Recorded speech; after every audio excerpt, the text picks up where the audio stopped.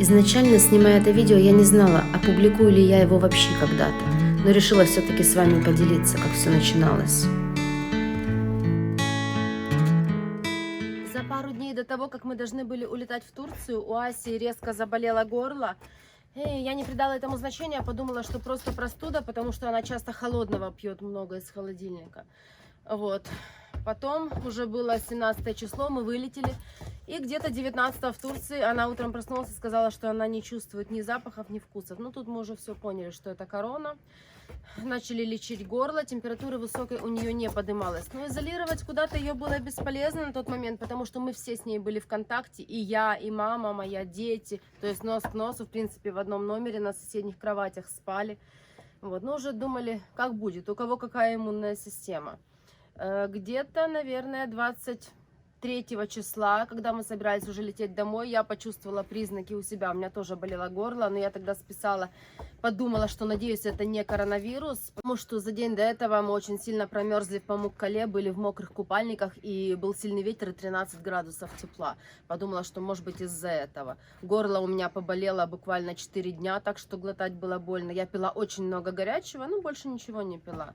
Мы приехали домой, разгрузили чемоданы. Ася отправилась к бабушке лечиться. Вот, на тот момент уже, конечно, ей прописали антибиотик. Ей стало совсем плохо, мы вызвали скорую, рассказали симптомы. И ее отвезли делать компьютерную томографию легких. Слава богу, что в легких пневмонии у нее не нашли, ничего не подтвердилось. Ну, конечно, сказали, что это коронавирус, просто в более легкой форме. До воспаления легких не дошло. Антибиотик прописали, противовирусные прописали, также обильное питье. Вот это все она исправно делала. И мы ее отвезли к бабушке, потому что у нас уже был забронирован домик в Карпатах. Мы уехали сюда. У меня к тому времени уже даже горло не болело. Все прошло абсолютно, я уже забыла. Приезжаем сюда, и 29-го утром я встаю, пью кофе, и я понимаю, что я вообще не ощущаю этого вкуса кофе, ни запаха, ничего. У меня пропало полностью обоняние, осязание, я не чувствовала вообще ничего. Чтобы вы понимали, вот сравнить это с чем-то. Я брала луковицу сырую, чистила ее и вот так вот кусала как яблоко, и я не ощущала, что это лук. Мне не пекло ничего, ни запаха, ничего не чувствовала. Единственное, что я могла отличить эту луковицу по вот этому хрумканью. Ну, вот так вот. На сегодня, на данный момент, ну, уже, наверное, прошло 10 дней, и я, наверное, уже нахожусь не в стадии заражения. За прошедшую неделю температура поднялась у меня буквально один раз до 38. Я старалась пить очень много жидкости, больше 2 литров в день, пить горячее, пить компоты, чаи, то есть, чтобы у меня водный баланс не нарушился. Как вы видите, образ жизни я продолжала вести абсолютно обычный. Мы отдыхали, ни в чем я себе не отказывала.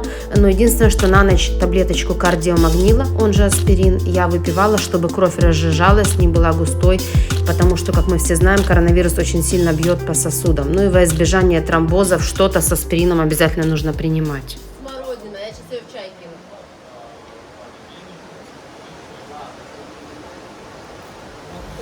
Уже признано наукой, что исчезновение вкуса и обоняния – это самый характерный симптом коронавируса. Вирус, условно говоря, поражает нейроны, то есть нервные клетки, которые воспринимают вкус и запах. Но не сами нейроны, а особые клетки, которые поддерживают их существование.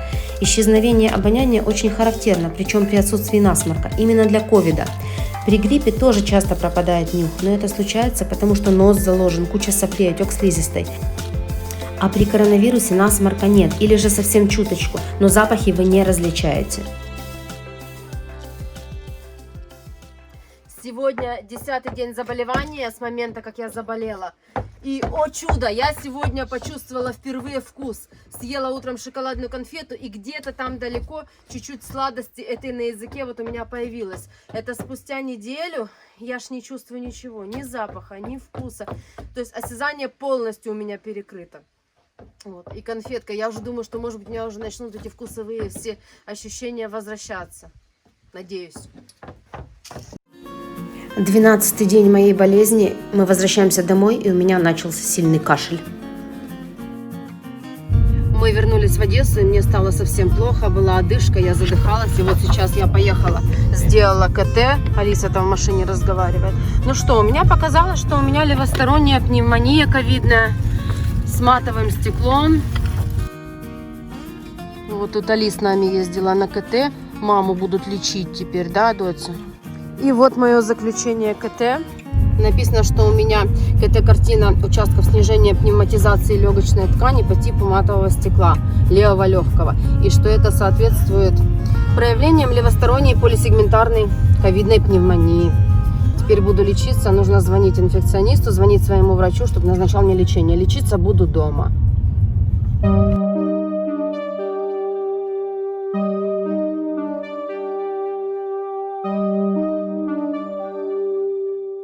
С момента, как я сделала КТ, прошло уже 10 дней.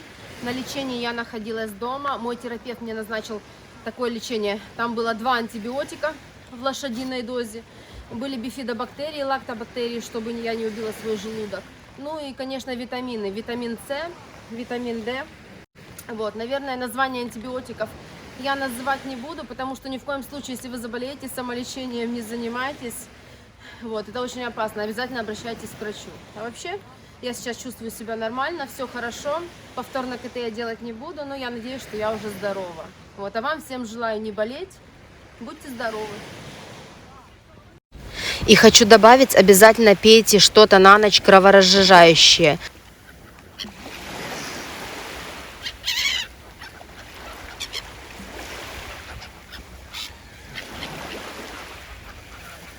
И спасибо, что посмотрели. Возможно, кому-то это видео будет полезно.